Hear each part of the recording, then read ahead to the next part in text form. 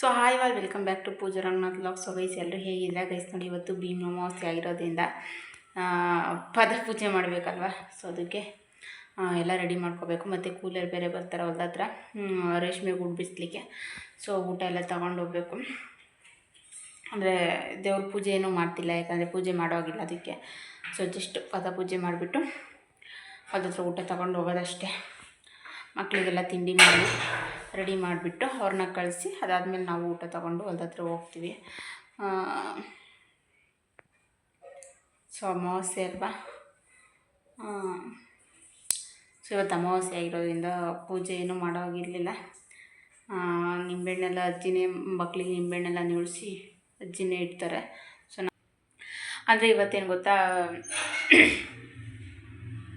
Planning ಇರಲಿಲ್ಲ. ಇವತ್ತೇ ಗೂಡು ತಗೊಂಡೋಗ್ತಾರಂತೆ, ಬೇಗ ಗೂಡು ಬಿಡಿಸ್ಬಿಟ್ರೆ ಸೊ ಇವತ್ತೇ ಗೂಡು ತಗೊಂಡೋಗ್ಲಿಕ್ಕೆ ಸರಿ ಹೋಗುತ್ತೆ ಅಂತಂದು. ಸೊ ನೆನ್ನೆ ಸ್ವಲ್ಪ ಅದಕ್ಕೆ ಚಂದ್ರಿಕೆ ಎಲ್ಲ ಹಾರಾಕ್ಬಿಟ್ಟು ನೆನ್ನೆ ಅಜ್ಜಿ ನಾನು ಇಬ್ಬರು ಬಿಡಿಸ್ಕೊಂಡ್ವಿ.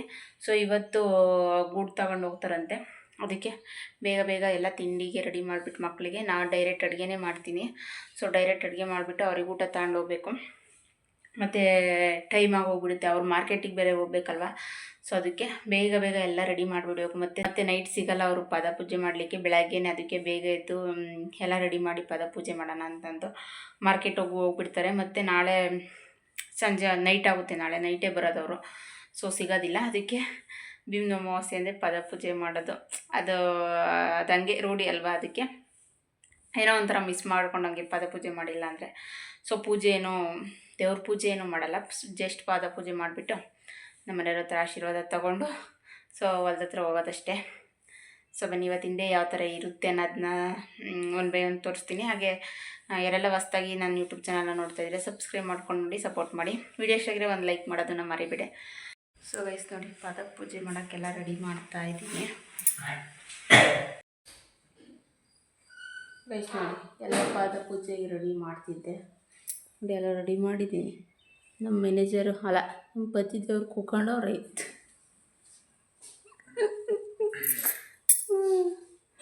ಈಗ ಕರೆಕ್ಟ್ನೇ ಕಾಯ್ತಾಯಿದ್ದೆ, ಕರೆಕ್ಟಾಗಿ ರೆಡಿ ಮಾಡ್ತಾಯಿದ್ದೆ ಎಲ್ಲ. ನಾನು ಕ್ಯಾಮ್ರಾ ಸೆಟ್ ಮಾಡ್ತಾಯಿದ್ದೆ, ಅಷ್ಟೊತ್ತಿಗೆ ಕರೆಕ್ಟ್ ಆಯಿತು. ರೀಲ್ಸ್ ಶೂಟ್ ಮಾಡ್ಕೋಬೇಕು. ಕರೆಂಟ್ ಬಂದಿನೇ ಚೆನ್ನಾಗಿರೋದಕ್ಕೆ ಇನ್ನೇನು ಕೊಡ್ತಾರೆ, ಒಂದು 5 ನಿಮಿಷ ತೆಗೆದುಬಿಟ್ಟು ಕೊಡ್ತಾರೆ ಅಷ್ಟೇ. ಸೊ ಗೈಸ್ ನೋಡಿ, ಪಾದ ಪೂಜೆ ಮಾಡಲಿಕ್ಕೆ ಇನ್ನೇನು ಕರೆಂಟ್ ಬರಲಿ ಅಂತಂದು ವೆಯ್ಟ್ ಮಾಡ್ಕೊಂಡು ಕುಂತಿದ್ವಿ. ಫೈನಲಿ ಕರೆಂಟ್ ಕೂಡ ಬಂತು. ಅಂದರೆ ಒಂದು 5:45 ಆ ಟೈಮಲ್ಲಿ ತೆಗಿತಾರೆ, ಒಂದು 1/4 ಗಂಟೆ ತೆಗೆದುಬಿಟ್ಟು ಕೊಡ್ತಾರೆ.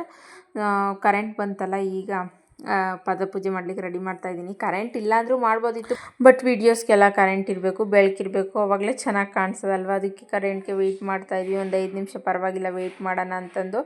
ವೀಡಿಯೋಗೂ ಕೂಡ ಚೆನ್ನಾಗಿ ಕ್ಲಾರಿಟಿ ಎಲ್ಲ ಬರುತ್ತೆ ಅಂತ ಅಷ್ಟೇ, ಕತ್ಲಾಗುತ್ತಿಲ್ಲ ಅಂದರೆ ಅಂತ ಕರೆಂಟಿಗೆ ವೆಯ್ಟ್ ಮಾಡಿಕೊಂಡು ಈಗ ಪದ ಪೂಜೆ ಮಾಡ್ತಾಯಿದ್ದೀನಿ. ನೋಡಿ, ಆ ತೆಟ್ಟೆ ಏನು ಅಂದರೆ, ತೆಟ್ಟೆ ನಮ್ಮ ಅಜ್ಜಿ ಇದ್ದಾರಲ್ಲ, ನಮ್ಮ ತಾತ ಇದ್ದಾರಲ್ಲ, ನಮ್ಮ ತಾತರ ಅಪ್ಪರ ಕಾಲದಲ್ಲಿ ಅದರಲ್ಲಿ ಊಟ ಮಾಡ್ತಿದ್ದಂತೆ.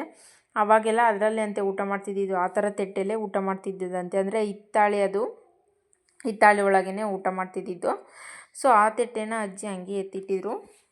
ಆದರೆ ಈ ಮದುವೆ ಫಂಕ್ಷನ್ನು ಈ ಥರ ಇದ್ದಾಗೆಲ್ಲನ ಅದನ್ನು ಕಾಲು ತೊಳೆಯೋಕ್ಕೆ ಯೂಸ್ ಮಾಡ್ಕೊಳ್ತಾರೆ. ಅಂದರೆ ಗಂಡು ಬಂದಾಗ ಕಾಲು ತೊಳೆದ್ಬಿಟ್ಟು ಒಳಗೆ ಕರ್ಕೊಳ್ತಾರಲ್ಲ, ಸೊ ಆವಾಗ ಆ ತೆಟ್ಟೆನೇ ಯೂಸ್ ಮಾಡ್ಕೊಳ್ಳೋಕ್ಕೆ ಅಂತಂದು ಎಲ್ಲ ಇಟ್ಕೊಂಡಿದ್ರು. ಸೊ ನಾನು ಅದನ್ನು ಹಂಗೆ ಎತ್ತಿಟ್ಟಿದ್ದೆ. ಇನ್ಯಾರೂ ಇಲ್ವಲ್ಲ ನಮ್ಮ ಮನೇಲಿ ಆ ಥರ ಫಂಕ್ಷನ್ ಮಾಡೋವಂಥವು, ಇರಲಿ ಪರವಾಗಿಲ್ಲ, ಅದನ್ನು ಕಳೆಯೋದು ಬೇಡ ಅಂತಂದು ಹಂಗೆ ಎತ್ತಿಟ್ಟಿದ್ದೆ. ಅದನ್ನು ಈಗ ನಾನು ಅಂದರೆ ಕಾಲು ತೊಳೆಯೋದಕ್ಕೆ ವರ್ಷ ನಾನು ಅದೇ ತೆಟ್ಟೆನೇ ಯೂಸ್ ಮಾಡೋದು. ಯಾಕಂದರೆ ಮನೇಲಿ ಊಟ ಮಾಡೋವಂಥ ತೆಟ್ಟೆನ ನಮ್ಮ ಮನೆಯವರು ಬೈತಾರೆ, ಅದು ತಗೋಬೇಡ, ನಾವು ಊಟ ಮಾಡೋ ತೆಟ್ಟೆಗೆ ಅದು ಹೆಂಗೆ ಕಾಲಿಡೋಕ್ಕಾಗುತ್ತೆ ಅಂತಂದು ಬೈತಾರೆ. ಅದಕ್ಕೋಸ್ಕರ ಅವನ್ನ ತೊಗೊಳ್ಳಲ್ಲ. ಇದೇ ತೆಟ್ಟೆನೇ ಕನ್ಫರ್ಮಾಗಿ ಎತ್ತಿಟ್ಕೊಬಿಟ್ಟಿದ್ದೀನಿ. ವರ್ಷ ಅದೇ ತೆಟ್ಟೆಗೆ ಪಾದ ಪೂಜೆ ಮಾಡೋದು ನಾನು. ಸೊ ಇನ್ನೊಂದು ಏನಂದರೆ, ಪದ ಪೂಜೆ ಮಾಡೋದು ದುಡ್ಡಿಗೋಸ್ಕರನೇ ಅಲ್ಲ. ಯಾರೇ ಹೆಣ್ಮಕ್ಳಾಗಲಿ ದುಡ್ಡಿಗೋಸ್ಕರನೇ ಪದ ಪೂಜೆ ಮಾಡಲ್ಲ. ಸೊ ಸ್ಟಾರ್ಟಿಂಗ್ ಏನಾಯಿತು ಅಂದರೆ, ಹೊಸ್ದಾಗಿ ಇನ್ನೂ ಮದುವೆ ಆಗಿದ್ವಿ ಅವಾಗಿನ್ನೂ. ಅಂದರೆ ಮೇ ಅಲ್ವಾ, ನಮ್ಮದು ವೆಡ್ಡಿಂಗ್ ಆ್ಯನಿವರ್ಸರಿ ಇರೋದೇ ಮೇ. ಸೊ ಆ ಟೈಮಲ್ಲಿ ನಮ್ಮ ಅಕ್ಕನ ಫ್ರೆಂಡ್ಸ್ ಯಾರೋ ಮನೆಗೆ ಬಂದಿದ್ದರು. ಆವಾಗ ನೀನು ಪದ ಪೂಜೆ ಮಾಡಿಬಿಟ್ಟು ದುಡ್ಡು ಇಸ್ಕೋ ಜಾಸ್ತಿನ ಅಂತಂದು ಹೇಳಿದರು. ಅಯ್ಯೋ ನಮ್ಮ ಮನೆಯವರೆಲ್ಲೂ ಕೊಡಲ್ಲ ಬಿಡ್ರಿ, ಪದ ಪೂಜೆ ಮಾಡಿರೋ ವೇಸ್ಟೇ ಅಂದ್ಬಿಟ್ಟಿದ್ದೆ. ನಮ್ಮ ಅಮ್ಮ ಅವಾಗ ಬೈದಿದ್ರು, ಪದ ಪೂಜೆ ಮಾಡೋದು ದುಡ್ಡಿಗೋಸ್ಕರ ಅಲ್ಲ, ಗಂಡನ ಆಶೀರ್ವಾದ ತಗೊಳ್ಳೋದಕ್ಕೋಸ್ಕರ ಪೂಜೆ ಮಾಡೋದು, ಆ ಥರ ಎಲ್ಲ ಅಂದ್ಕೋಬೇಡ ಅಂತಂದು ಹೇಳಿದ್ರು. ಸೊ ಆವಾಗಲಿಂದ ವರ್ಷ ಭಕ್ತಿಯಿಂದ ಪೂಜೆ ಮಾಡ್ತೀನಿ. ಬಟ್ ದುಡ್ಡಿಗೋಸ್ಕರ ಆಸೆಪಟ್ಟು ಎಂದೂ ಮಾಡಿಲ್ಲ. ಆವತ್ತಿನಿಂದ ಕೂಡ ನಮ್ಮಮ್ಮ ಹೇಳ್ದಾಗ್ಲಿಂದನೂ ದುಡ್ಡಿಗೋಸ್ಕರ ಆಸೆಪಟ್ಟು ಪೂಜೆ ಮಾಡಿದ್ದಿಲ್ಲ. ಸೊ ಒಂದು ವರ್ಷ ಮಾತ್ರ ಮಿಸ್ ಮಾಡಿದ್ದೆ. ಅಂದರೆ ಯಾವಾಗ ಅಂದರೆ ನಮ್ಮ ದುಷಿ ಹುಟ್ಟಿದ್ದ ಆ ಟೈಮಲ್ಲಿ ಪೂಜೆ ಮಾಡೋಕ್ಕಾಗಿರಲಿಲ್ಲ. ಆವಾಗ ಮಿಸ್ ಮಾಡಿದ್ದಿದ್ದಷ್ಟೇ. ಅಂದರೆ ಆ ಟೈಮಲ್ಲಿ ನಾವು ಇಲ್ಲೇ ಇದ್ವಿ, ಒಂದು ಮಂತ್ ಇಲ್ಲೇ ಇದ್ದು ಆಮೇಲೆ ನಾವು ಬೆಂಗಳೂರಿಗೆ ಹೋಗಿದ್ದಿದ್ದು. ಬಟ್ ಪೂಜೆ ಮಾಡೋಕ್ಕಾಗಿರಲಿಲ್ಲ, ಬಾಣ್ತಿ ಅಲ್ವಾ, ಆವಾಗ ಮಾಡಿರಲಿಲ್ಲ. ಸೊ ಯಾವತ್ತೂ ಮಿಸ್ ಮಾಡಿಲ್ಲ, ಯಾವ ವರ್ಷವೂ ಮಿಸ್ ಮಾಡಿಲ್ಲ. ವರ್ಷ ಇದೇ ರೀತಿ ಪೂಜೆ ಮಾಡಿಕೊಂಡು ಬರ್ತಿದ್ದೀವಿ. ಅದರಲ್ಲೂ ಆವಾಗಲೇ ಹೇಳ್ದಂಗೆ ದುಡ್ಡಿಗೆ ಯಾವತ್ತೂ ಆಸೆಪಟ್ಟು ಪೂಜೆ ಮಾಡಿಲ್ಲ ನಾನು. ಹಾಗೆ ಇನ್ನೊಂದೇನೆಂದರೆ ನಾನೇ ದುಡಿತಾ ಇದ್ದೀನಿ. ಸೊ ದುಡ್ಡಿಗೆ ಆಸೆ ಪಡೋ ಅಂಥದ್ದು ಏನಿಲ್ಲ. ನಾನೇ ದುಡಿಬೇಕಾದ್ರೆ ನಮ್ಮ ಮನೆಯವ್ರ ಹತ್ರ ಅವ್ರು ದುಡ್ಡು ಕೊಡಬೇಕು ಅನ್ನೋದಕ್ಕೋಸ್ಕರ ಪೂಜೆ ಮಾಡಬೇಕು ಅನ್ನೋದೇನು ಇಲ್ಲ ಅಲ್ವಾ. ಅದಕ್ಕೋಸ್ಕರ ಮಾಮೂಲಿ ಭಕ್ತಿಯಿಂದ ಮನಸ್ಫೂರ್ತಿಯಾಗಿ ಅವ್ರ ಆಶೀರ್ವಾದ ತಗೊಳ್ಳೋದಕ್ಕೋಸ್ಕರ ಪೂಜೆ ಮಾಡ್ತೀನಿ. ನೀವು ಅಷ್ಟೇ ಅದೇ ಥರ ಮಾಡಿ. ಎಲ್ಲ ಮುಗಿಸಿ ಈಗ ಹೊರಟಿದ್ದೀವಿ ಹೊಲ್ದ ಹತ್ರ ಹೋಗೋಕ್ಕೆ. ಪಾಪ ಮಗ ಸಪ್ಪಣ್ಣಾಗೈತಿ ನೋಡ್ರಿ. ಹುಷಾರಿಲ್ಲ ಬಂಗಾರಿಗೆ. ಮಕ್ಳಿಗೆ ಹುಷಾರಿಲ್ಲ ಅಂದರೆ ನಮಗೆ ಒಂಥರ ಅಯ್ಯೋ ಹುಷಾರಿಲ್ದಂಗಾಯ್ತಲ್ಲಪ್ಪ ಅಂತ ಬೇಜಾರಾಗೋಗ್ಬಿಡುತ್ತೆ. ಸೊ ನಮ್ಮ ಮನೇಲಿ ಈಗಿನೂ ಬಂದರು, ಹೊಲ್ದ ಹತ್ರ ಹೋಗ್ಬೇಕು. ಬೇಗ ಗೂಡೆಲ್ಲ ಬಿಡಿಸಾಕ್ಬಿಟ್ಟು ಅಲ್ಲೊಂದೇ ಒಂದು ಪಿಂಪಲ್ ಆಗ್ಬಿಟ್ಟೈತೆ. ಸೊ ಇವತ್ತೇ ಮಾರ್ಕೆಟ್ಗೆ ಹೋಗ್ತಾರಂತೆ, ಅದಕ್ಕೆ ಪಟ ಗೂಡೆಲ್ಲ ಬಿಡಿಸಾಕ್ಬಿಡ್ಬೇಕು ಇವತ್ತು. ಸೊ ಮತ್ತೇನು ಟೀ ಕಾಸ್ಲಿಕ್ಕೆ ಎಲ್ಲ ಅಲ್ಲಿಗೆ ತೊಗೊಂಡಿದ್ದೀನಿ. ಮತ್ತೆ ಏನು ಕಗ್ಗಗಳು ಓಡಾಡೋದಿನ್ನೇನು ಟೈಮ್ ಆಗೋಗೋದು ಮತ್ತೆ ಅಂತಂದು ಮತ್ತೇನೋ ಟೀಗೆಲ್ಲ ಅಲ್ಲೇ ತೊಗೊಂಡಿದ್ದೀವಿ, ಅಲ್ಲೇ ಕಾಸೋದು ಟೀನ ಅಂತಂದು. ಈಗ ನಮ್ಮ ಮನೆಯವ್ರಿಗೆ ಊಟ ಕೊಡಬೇಕು.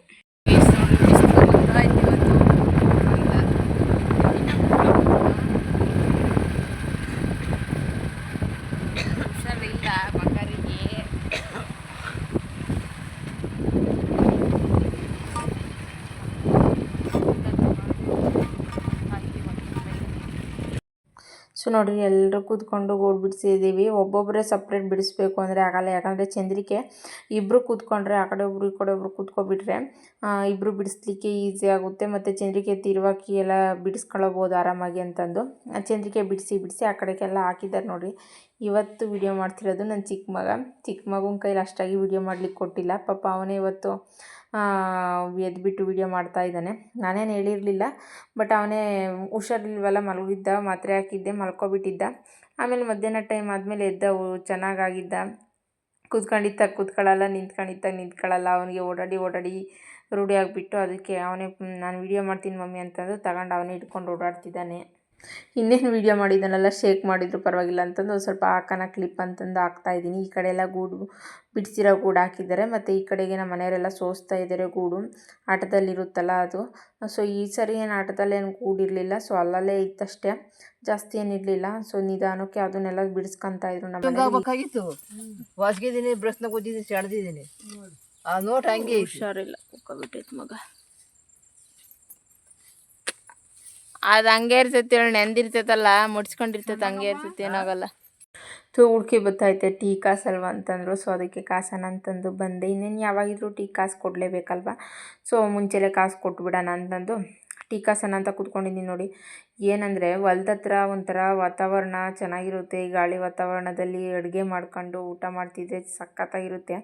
ನಾನು ಟೀ ಕಾಸ್ಲಿಕ್ಕೆ ತಂದಿದ್ನಲ್ಲ ಇವತ್ತು, ಇಲ್ಲೇ ಒಲೆ ಹಚ್ಬಿಟ್ಟು ಮಾಡೋಣ ಅಂತ. ಮತ್ತೆ ಮನೆ ಹತ್ರ ಹೋಗಿ ಹೊಲ್ದ ಹತ್ರ ಬಂದರೆ ಟೈಮ್ ಆಗೋಗ್ಬಿಡುತ್ತೆ, ಓಡಾಡೋದೇ ಬದುಕಾಗುತ್ತೆ ಅಂತಂದು ಹೊಲ್ದ ಹತ್ರನೇ ಎಲ್ಲ ಐಟಮ್ ತೊಗೊಂಬಂದಿದ್ದೆ.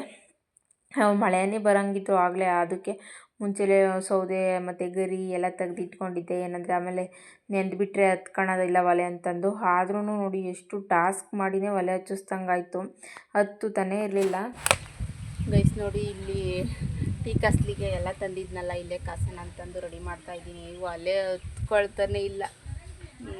ಅದು ಮ್ಯಾಚ್ ಬಾಕ್ಸ್ ಬೇರೆ ಸ್ವಲ್ಪ ನೆಂದಂಗೆ ಆಗಿಬಿಟ್ಟಿತ್ತು, ವಿಳೆದೆಲೆ ಬೇರೆ ಇಟ್ಕೊಂಬಂದಿದ್ನಲ್ಲ, ಅದಕ್ಕೂ ಹತ್ತುತ್ತಾನೆ ಇರಲಿಲ್ಲ. ಈಗ ಅಲ್ಲಿ ಒಳಗಡೆ ಮಾಮೂಲಿ ಹುಳ ಬಂದಾಗೆಲ್ಲ ದೃಷ್ಟಿ ತೆಗಿಯೋಕ್ಕೆಲ್ಲ ಇಟ್ಕೊಂಡಿರ್ತಾರಲ್ವ, ಬೆಂಕಿಪಟ್ಟಣ ಮ್ಯಾಚ್ ಬಾಕ್ಸ್ ಇಟ್ಕೊಂಡಿರ್ತಾರೆ ದೃಷ್ಟಿ ತೆಗಿಯೋಕ್ಕೆ. ಅದಕ್ಕೆ ನಮ್ಮ ಮನೆಯವ್ರಿಗೆ ಅಪ್ಪಿಸ್ಕೊಂಡು ಕೊಟ್ಟರು, ತಗ ಇಲ್ಲಿ ಇಟ್ಟಿದ್ದೀನಿ ಅಂತಂದು. ಸೊ ಅದರಲ್ಲಿ ಈಗ ಹಚ್ಚಿ ನೋಡಿ, ಈಗ ಪರವಾಗಿಲ್ಲ ಹತ್ಕೊಂಡೈತಿ. ಇನ್ನೇನು ಟೀ ಕಾಯ್ತಾ ಐತೆ. ಸೊ ಈಗ ಟೀ ಕಾಸ್ತಾ ಇದ್ದೀನಿ. ಒಲೆ ಹಚ್ಚಿ ಎಷ್ಟೊಂದು ದಿನ ಆಗಿತ್ತು ಅಂದರೆ ಅಡುಗೆ ಮಾಡಲಿಕ್ಕೆ ಒಲೆ ಹಚ್ಚಿ ತುಂಬ ದಿನವೇ ಆಗೋಗಿತ್ತು. ತುಂಬ ದಿನ ಅನ್ನೋದಕ್ಕಿಂತ ವರ್ಷನೇ ಆಗೋಗಿತ್ತು ಅನ್ಬೋದು. ಯಾಕಂದರೆ ಎಲ್ಲ ಗ್ಯಾಸ್ಗಳು ಬಂದುಬಿಟ್ಟು ಒಲೆ ಹಚ್ಚಿ ಅಡುಗೆ ಮಾಡಾರೇ ಇಲ್ಲ. ಅದಕ್ಕೆ ಮ್ಯಾಚ್ ಬಾಕ್ಸ್ ಬೇರೆ ವೀಳ್ಯದೆಲೆ ಇಟ್ಕೊಂಡಿದ್ದೆ, ಅದ್ರದ್ದು ತ್ಯಾವ ಏನೇನೋ ಇತ್ತೇನೋ ಅದು ನೆಂದಂಗೆ ಆಗಿಬಿಟ್ಟಿತ್ತು, ಹತ್ತುತ್ತಾನೆ ಇರಲಿಲ್ಲ. ಮತ್ತೆ ಅದು ನಮ್ಮ ತಾತನ ಹತ್ರ ಇರುತ್ತೆ ಹೇಳ್ರಿ, ಅದಕ್ಕೆ ಕೇಳೋಣ ಅಂತ ಹೋದ್ರೆ ನಮ್ಮ ತಾತ ಆಲ್ರೆಡಿ ಮನೆ ಕಡೆಗೆ ಹೋಗ್ಬಿಟ್ಟಿತ್ತು. ಸೊ ಇನ್ನೇನು ಮಾಡೋದು, ಹಂಗೆ ಹಚ್ಚುತ್ತಾ ಇದ್ದೆ. ನಮ್ಮ ಮನೆಯವ್ರು ನೋಡ್ಬಿಟ್ಟು ಯಾಕೆ ಹಚ್ಚುತ್ತಿಲ್ವ ಅಂತಂದು, ಇಲ್ಲ ಅಂದಿದ್ದಕ್ಕೆ ಮತ್ತೆ ಒಳಗಡೆ ದೃಷ್ಟಿ ತೆಗಿಯೋಕ್ಕೆ ಅಂತಂದು ಎತ್ತಿಟ್ಕೊಂಡಿದ್ರಂತೆ. ಸೊ ಆ ಮ್ಯಾಚ್ ಬಾಕ್ಸ್ ಎಲ್ಲನೇ ಹಚ್ಚೋಣ ಅಂತಂದು ಇಸ್ಕೊಂಡು ಹಚ್ಚಿ ಇವಾಗ ಫೈನಲಿ ಟೀ ರೆಡಿ ಆಗೋಗ್ಬಿಡ್ತು. ಅಜ್ಜಿ ಟೀ ರೆಡಿ, ಬಿಸಿ ಬಿಸಿ ಟೀ.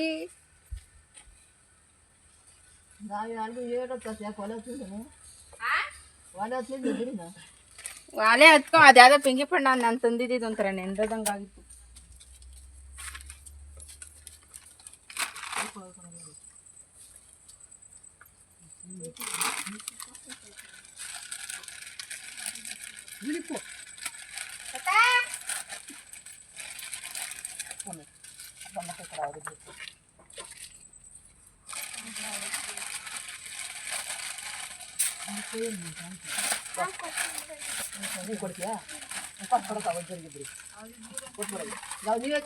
ನೀವೇ ತಾಡ್ರಿ, ಇಲ್ಲಿ ಕೊಡ್ತಾನೆ ಅಪ್ಪ. ಅಜ್ಜಿಗೆ ಇಬ್ರಿಗೂ ಕೊಡಪ್ಪ.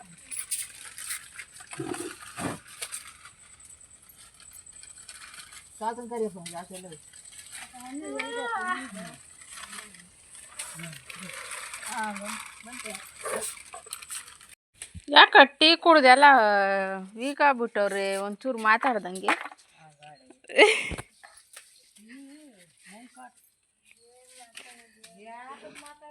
ಒರ್ಸ್ಕೋಬೇಕು ಕಲ್ಲ ಒರ್ಸ್ಕೊ ಬಿಡ. ಬೇಸ್ ನೋಡಿ ಅದೆಲ್ಲ ಬಿಡಿಸಿದ್ದು ಇಲ್ಲಿಗೆ ತಂದು ಹಾಕೋದಷ್ಟೇ. ಬಾಯಾಗ ಅಡ್ಕೆಲ್ಲ ಐತೆ, ಅದಕ್ಕೆ ಮಾತಾಡ್ತಿಲ್ಲ ಅಂತ್ಯ.